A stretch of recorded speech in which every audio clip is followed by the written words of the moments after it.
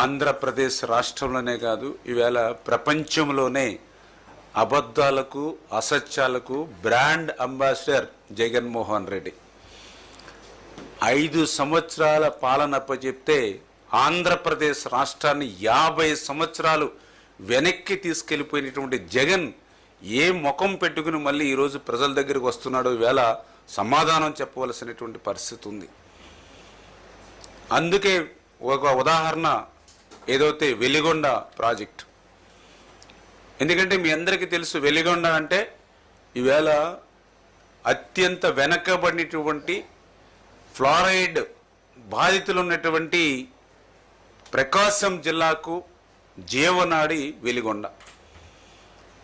అటువంటి వెలిగొండ దగ్గర దగ్గర 4,50,000 ఎకరాలకు సాగునీరు అందిస్తూ 25 లక్షల మందికి, అంటే దగ్గర దగ్గర 1,000 కోటి పైబడి త్రాగునీరు అందించేటువంటి ప్రాజెక్టు మన వెలిగొండ ప్రాజెక్టు.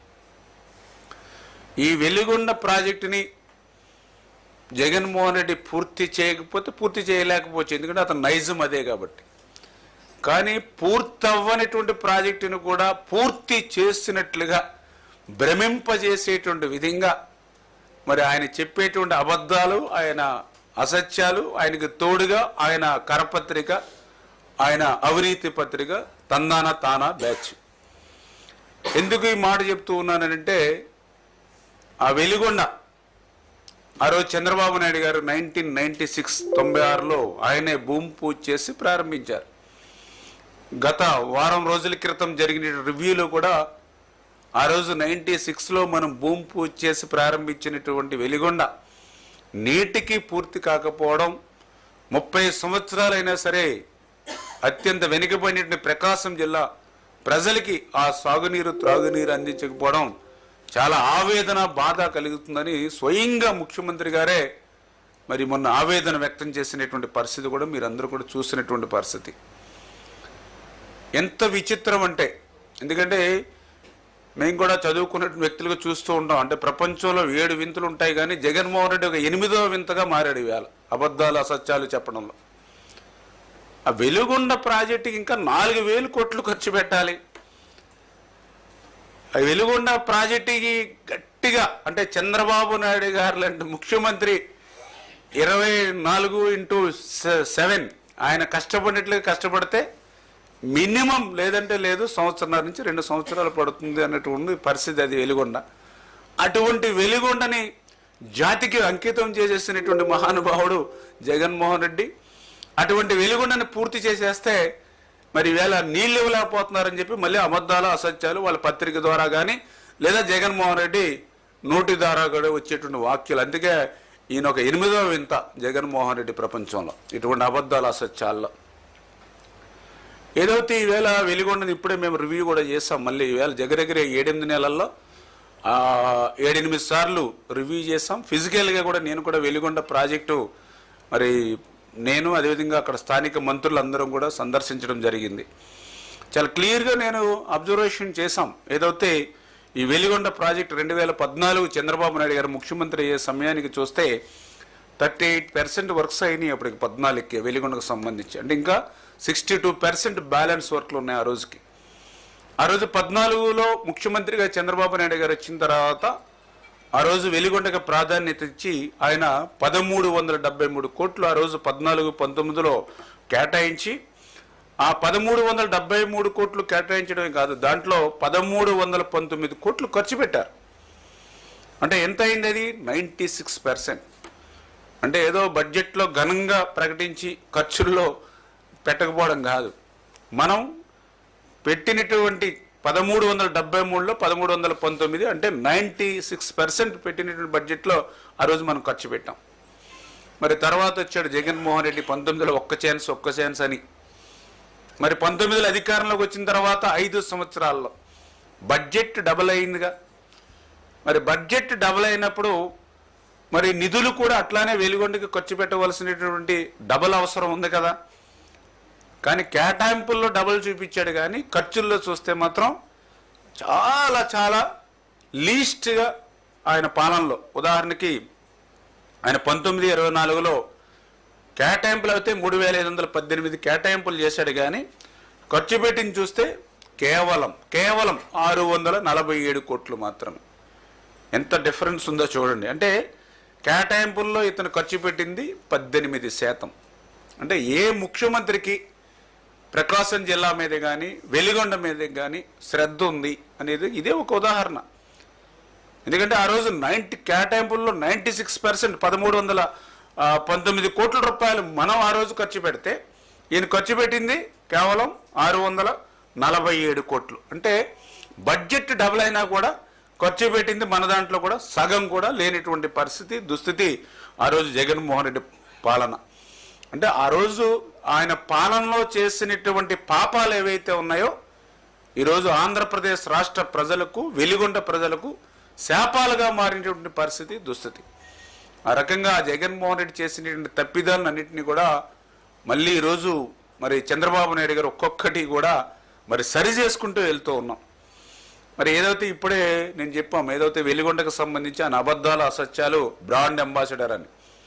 ఎందుకు ఈ మాట అంటున్నానంటే, ఏదైతే ఈ యొక్క రివ్యూస్ చేస్తూ ఉంటే ఆ రోజు 2021 ఓకే పాదయాత్రలో అయితే ఆయన వెలిగొండని పూర్తి చేసే బాధ్యత నాదే అని పాదయాత్రలో చెప్పాడు, ఓట్లు వేయించుకున్నాడు. ఆ రోజు సీట్లు కూడా ఇచ్చి గెలిపించారు ప్రకాశం జిల్లాలో ఆయన పార్టీకి. కానీ అధికారంలోకి వచ్చాక ఆ రోజు 2021 అక్టోబర్ 7వ తేదీన ఒంగోలు మీటింగ్లో 2022కి పూర్తి చేస్తానని చెప్పాడు. మళ్ళీ 2022 ఆగస్టు 23న చేమకుర్తి మీటింగ్లో మళ్ళీ 2023కి పూర్తి చేస్తానని చెప్పాడు. మళ్ళీ 2023 ఏప్రిల్ 12వ తేదీ మార్కాపురం మీటింగ్లో 2023 అక్టోబర్కి పూర్తి చేస్తానని చెప్పాడు. మళ్ళీ 2023 సెప్టెంబర్ నంద్యాల మీటింగ్లో ఇంకొక 3-4 నెలల్లోనే వెలిగొండ పూర్తి చేస్తానని చెప్పాడు. అంటే 4 సార్లు 4 డేట్లు ఆయన నోటంట స్వయంగా వచ్చినటువంటి మాటలు. మరి ఆ రకంగా మోసం దగా చేసి ఆఖరికి 2024 మార్చి 6వ తేదీన అత్యంత ఘనంగా జాతికి అంకితం చేశాడు మహానుభావుడు. అంటే ఆయన జాతికి అంకితం చేసినప్పుడు ప్రకాశం జిల్లా అంతా కూడా హౌస్ అరెస్టులు, 30 యాక్ట్లు, 144 సెక్షన్లు, రైతులందరికీ కూడా ముందస్తు నోటీసులు అట్లా చేసి ఆయన జాతికి అంకితం చేశాడు. అంటే దీన్ని బట్టి మీకు అర్థమవుతూ ఉంది. ఎందుకంటే అక్కడ కనీసం ఒక చుక్క నీరు వచ్చేటువంటి పరిస్థితి లేదు. ఆర్ఎండ్ఆర్కు సంబంధించి నిర్వాసితులకు ₹1 ఇచ్చినటువంటి పరిస్థితి లేదు. ఏవైతే పునరావాస కాలనీలు ఏవైతే ఉన్నాయో వాటికి ఒక అరబస్తా సిమెంట్ పెట్టినటువంటి పరిస్థితి లేదు. ఫీడర్ కెనాల్ ఏదైతే ఉందో దాన్ని గాలిలో కలిసిపోయినటువంటి పరిస్థితి. ఇటువంటి స్థితిలో జాతికి అంకితం అని అంటే అక్కడ ప్రజలు నుంచి తిరుగుబాటు వస్తే ఆ రోజు తనకున్నటువంటి వ్యవస్థనంతా కూడా ఉపయోగించి ఆ రోజు ఆ జాతికి అంకితం ఏ విధంగా చేశాడో ప్రజలందరూ కూడా గమనించినటువంటి పరిస్థితి. అందుకే ఈరోజు మళ్ళీ జగన్మోహన్ రెడ్డి గారిని అడుగుతూ ఉన్నాం. ఎందుకంటే ఆయన అధికారం ఇచ్చినటువంటి 5 సంవత్సరాలు కూడా ప్రజల మధ్యకి రాలా, పరదాల మాటున, మరి బ్యారికేడ్లు చాటున, ఆఖరికి మరి హెలికాప్టర్ మీద పైనుంచి వెళ్తున్నా కూడా కింద కూడా ట్రాఫిక్ కంట్రోల్ చేసేవారు. అటువంటి దుస్థితి. కానీ ఈరోజు అధికారం కోల్పోయాక మళ్ళీ వేళ మేము వేసిన రోడ్ల మీద రోడ్డు మార్గం పెడుతూ ఉన్నాడు. మరి మళ్ళీ అబద్ధాలు, అసత్యాలు ఊరికే వల్లి వేస్తూ ఉన్నాడు. అందుకే అడుగుతూ ఉన్నా, ఈవేళ ఏదైతే వెలిగొండకి సంబంధించి మరి రివ్యూ చేస్తూ ఉంటే ఏదైతే హెడ్ రెగ్యులేటర్ అంటే స్టార్టింగ్ అంటే శ్రీశైలం ఫ్లోర్ షో ఏదైతే ఉందో అక్కడ హెడ్ రెగ్యులేటర్ ఏదైతే ఉందో ఆ హెడ్ రెగ్యులేటర్కి సంబంధించి ఇంకా వింగ్స్ కానీ, రిటర్న్స్ కానీ, రిటైనింగ్ వాళ్ళు కానీ పూర్తి కాలేదు. అవి పూర్తి కాకుండా నీళ్లు కానీ వదిలితే రేపొద్దు టన్నెల్స్ కూడా ఎందుకంటే కంట్రోల్ కాక మొత్తం ప్రమాదంలో పడేటువంటి పరిస్థితి. అంటే అవి వెలుగుండే ప్రశ్నార్థం అయిపోయేటువంటి పరిస్థితి. మరి అటువంటి స్థితి ఉండగా నువ్వు జాతికి అంకితం అని ఎట్లా మోసం దగా చేశావు?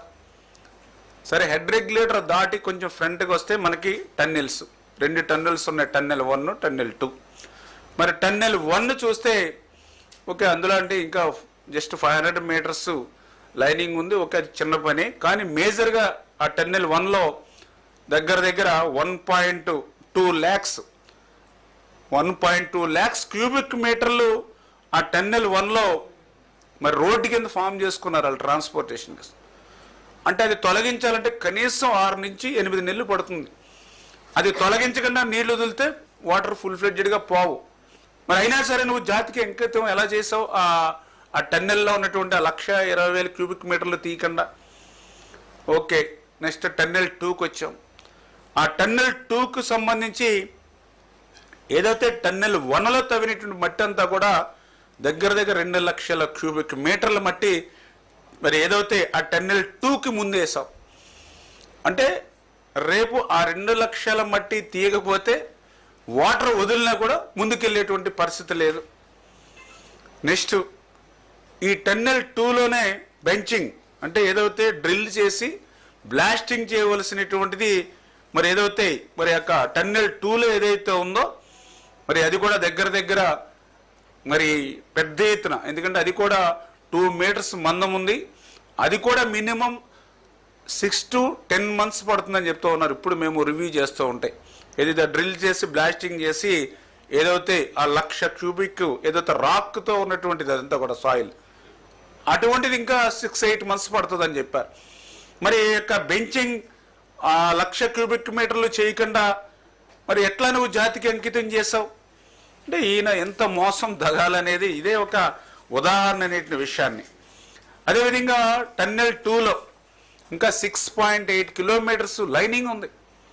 6.8 kilometers లైనింగ్ అవ్వకుండా మరి నీళ్లు మరి వచ్చేటువంటి పరిస్థితి లేకుండా ఎట్లా మీరు జాతికి అంకితం చేశారు? మరి ఇటువంటి దానితో పాటుగా ఇదే టన్నెల్ 2లో 12వ కిలోమీటర్ దగ్గర మరి ఏదైతే TBM మిషన్, ఎందుకంటే టన్నెల్ బోరింగ్ మిషన్ అని అక్కడ ఉండిపోయింది. అది ఎందుకంటే వివాదాల మధ్యన కోర్టులో స్టే ఆర్డర్తో ఆ టన్నెల్ బోరింగ్ మిషన్ అక్కడ ఉండిపోయింది. టన్నెల్ బోరింగ్ మిషన్ అంటే ఏదో చిన్నది కాదు, 170 meters విడితది. అంటే ఆ మిషన్ తొలగించకుండా నీళ్ళు వెళ్ళేటువంటి మార్గం అసాధ్యం. అది అంటే అది ఏదైతే పాత ఏజెన్సీ, ఇప్పుడు ఏజెన్సీ, గవర్నమెంట్, కోర్టుతో ముడిపడి ఉంది ఆ విషయం అంతా కూడా. దాన్ని క్లియర్ చేసి ఆ యొక్క TBMను బయటికి తీసిన తర్వాతే మనకి నీరు వెళ్ళేటువంటి పరిస్థితి ఉంది. అయినా కూడా ఆ పనులేమీ చేయకుండానే మరి జాతికి అంకితం ఎట్లా ఈ జగన్మోహన్ రెడ్డి చేసి మోసం దగా చేశాడో ఈవేళ సమాధానం చెప్పవలసినటువంటి అవసరం ఉంది.